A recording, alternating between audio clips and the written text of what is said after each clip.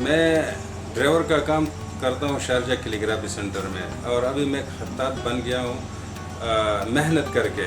عربی میں ایک محاورہ ہے، لِكُلِّ مُجْتَهِدٍ نصیب، ہر محنت کرنے والے کو اس کا صلہ ملتا ہے۔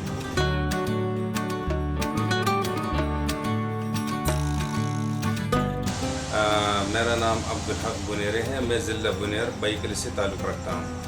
1998 میں میں روزگار کی عرض سے عرب امارات گیا اور شارجہ میں، دبئی میں مختلف کمپنیوں میں ایز اے لیبر کام کیا۔ تو مجھے شارجہ کلچر ڈپارٹمنٹ میں as a bus driver job ملا۔ تو جب مجھے جاب ملا تو انہوں نے مجھے سلیکٹ کیا شارجہ کیلیگرافی سینٹر کے لیے۔ تو میں نے ادھر کام شروع کیا تقریباً 2006 جون میں، اور جب میں نے دیکھا ادھر ماحول تھا، بچے آتے ہیں کیلیگرافی سیکھتے ہیں، تو میرا استاد ہے جس کا نام ہے محترم استاد محمد فاروق الحداد، تو انہوں نے مجھے ہاتھ روکا سکھانا شروع کیا۔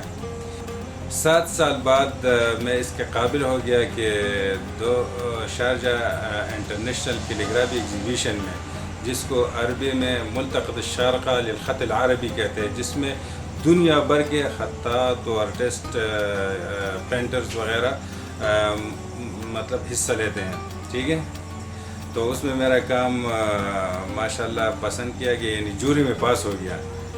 تو جب ایگزیبیشن کا دن تھا اور صاحب سمو شیخ سلطان محمد بن القاسمی وہ تشریف لائے، تو لوگ ہر آرٹسٹ اپنے اپنے کام کے ساتھ کھڑے تھے، میں بھی اپنے کام کے ساتھ کھڑا تھا۔ تو جب شیخ آیا اور میں نے لکھا تھا سورۃ کہف کے اول 2 آیات، تو جب شیخ آیا تو ہمارے جو مدیر تھا اس نے کہا کہ صاحب السمو یہ ہمارے مرکز کا ڈرائیور ہے اور اس نے محنت کر کے یہ کام کیا ہے۔ تو ماشاءاللہ صاحب السمو شیخ سلطان نے مجھے بہت حوصلہ افزائی کی اور اس کے پیچھے لوگوں کو بلایا کہ آؤ دیکھو، ایک بس ڈرائیور نے ایسا کام کیا کہ یہ کیلیگرافی کی مطلب کیلیگرافرز کے سب میں شامل ہو گیا۔ جب کوئی کام آتا ہے، مثلا ایک بار میں نے صاحب السمو شیخ سلطان کی کتاب کے لانچنگ کے دن اس کے اسپیشل گیسٹ آئے تھے، تو شیخ کی طرف سے اس کو مطلب ایک بک گفٹ دینا تھا۔ تو اس پہ میں نے فرنٹ پیج پہ لکھا تھا مطلب ہدیہ من صاحب السمو شیخ سلطان الی فلاں فلاں فلاں، تو وہ لکھا تھا۔